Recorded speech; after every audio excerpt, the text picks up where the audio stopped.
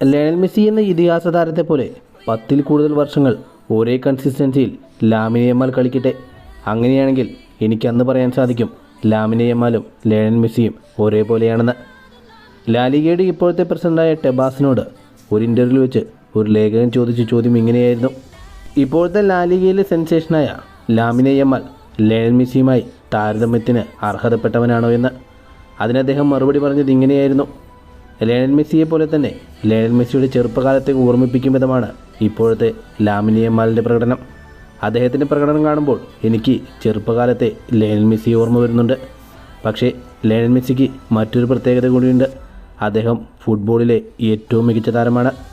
അദ്ദേഹത്തെ പോലെ 10-ൽ കൂടുതൽ വർഷങ്ങൾ ഒരേ കൺസിസ്റ്റൻസിയിൽ ലാമിൻ യമാലിനെ തുടരാൻ സാധിക്കുമെന്ന് എനിക്ക് തോന്നുന്നില്ല. കാരണം അത് ലയണൽ മെസ്സിക്ക് മാത്രം അവകാശപ്പെട്ടതാണ്. ലയണൽ മെസ്സിയെ പോലെ ആവണമെങ്കിൽ ലാമിൻ യമാൽ അദ്ദേഹത്തിൻ്റെ ഇപ്പോഴത്തെ പ്രായത്തിൽ തുടങ്ങി ലയണൽ മെസ്സി ഇപ്പോൾ കളിക്കുന്ന ഈ പ്രായം വരെ ഒരേ കൺസിസ്റ്റൻസിയിൽ പന്ത് തട്ടണം. അതിന് അദ്ദേഹത്തിന് സാധിക്കുമോ എന്നുള്ള കാര്യം എനിക്ക് സംശയമാണ്.